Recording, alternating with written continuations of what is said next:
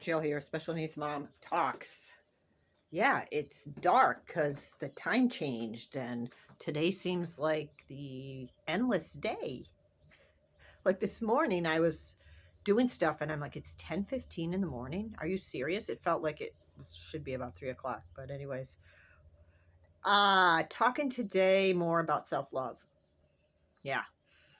Today has not been the most self-loving day. It's been a day where I was really observing a lot of the ways that I can beat myself up. And so, yeah, that's been challenging. Very busy day and a lot of thoughts going. So, observing all that. But what I did want to say was it's so much about baby steps. Yeah, sorry for the weird camera. Trying to get it the right focus. Okay. Yeah, it's about baby steps. When I say self love, it's like, oh, I don't know. Everybody probably rolls their eyes. Oh, I've got to love myself. I love myself so much. Well, I do, but that's weird and that's just not going to help really anything.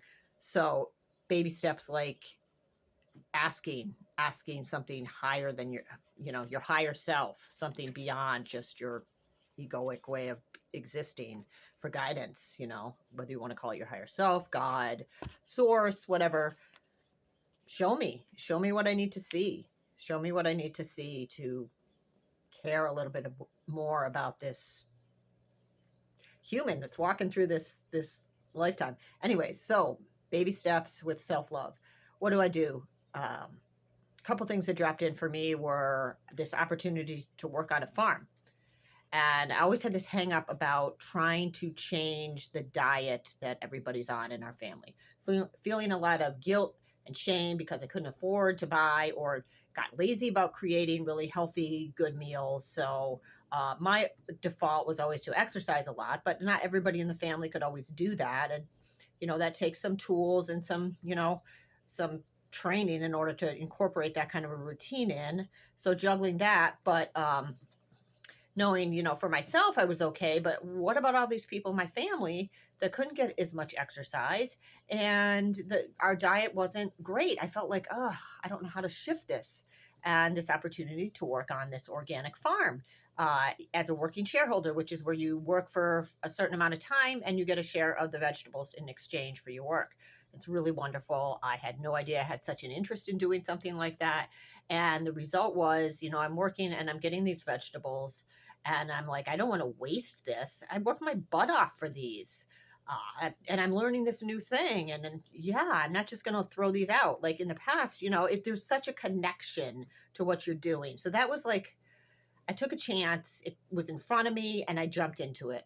That was for me an act of self-love, even though starting it out and going was kind of crunchy, but now it's like one of the best things in my weeks is going to the farm and working and getting these vegetables. And we've up leveled our diet, the whole family, because I'm like, I'm not throwing this out. I'm going to figure out how to use a freaking some kind of turnip or some kind of Swiss chard or some kind of vegetable I don't know anything about.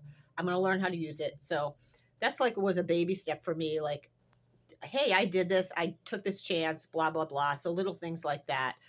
What else was I thinking of in terms of self-love?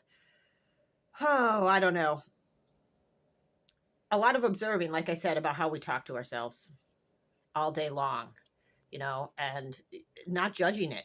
Because, yeah, today I watched, and it wasn't a lot of stuff going on. And so, yeah, and it's okay that it isn't pretty some days and you're hard on yourself. Yeah, we've been taught, we've been programmed, we've got a lot of trauma, and it's just quite a wild world and a wonderful world. And so, yeah, that's all I got for today, for tonight. Take care, love you, and be back soon.